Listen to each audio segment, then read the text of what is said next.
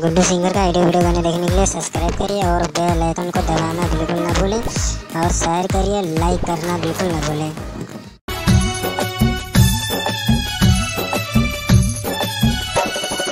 Music by Anjit Raj.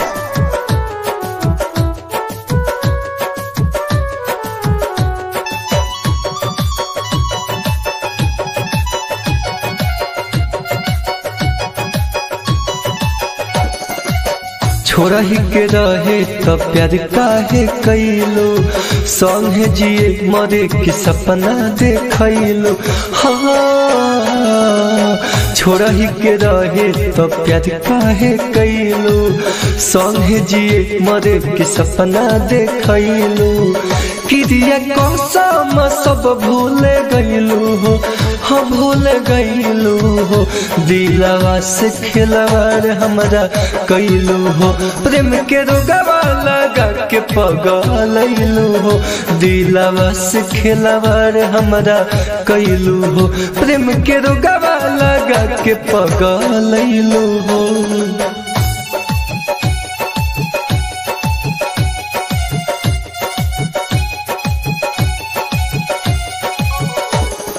Music by Anjit राज।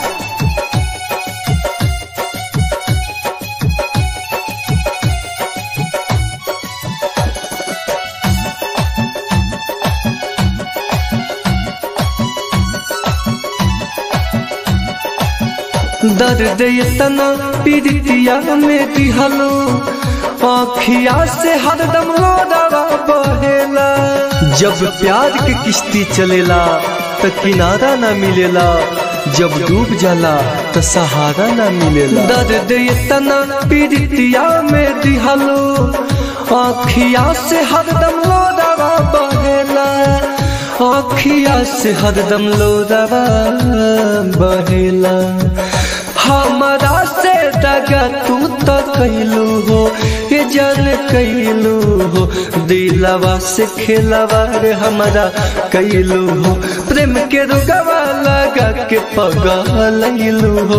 दिलवा से खिलवाड़ हमरा कैलू हो, प्रेम के रोगवा लगा के पगलैलू हो।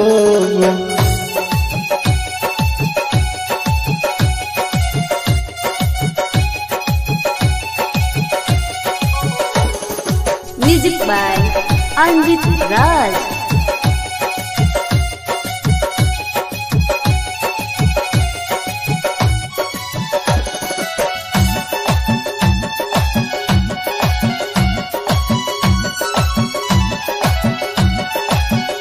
मन के मंदिर में तोहके बसैली, तब अखिया में लोर दे के गईलू।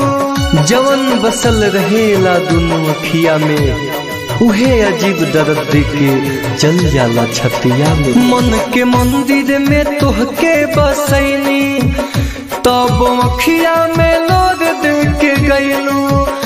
तब अखिया में लोर दे के गईलू।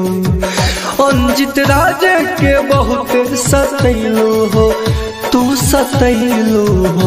दिलवा से खिलवाड़ हमरा कैलू हो, प्रेम के रोगवा लगा के पगलैलू हो। दिलवा से खिलवाड़ हमरा कैलू हो, प्रेम के रोगवा लगा के पगलैलू हो। दिलवा से खिलवाड़ हमरा कैलू हो, प्रेम के रोगवा लगा के पगलैलू हो। एकता रिकॉर्डिंग स्टूडियो। Contact number 7982720011।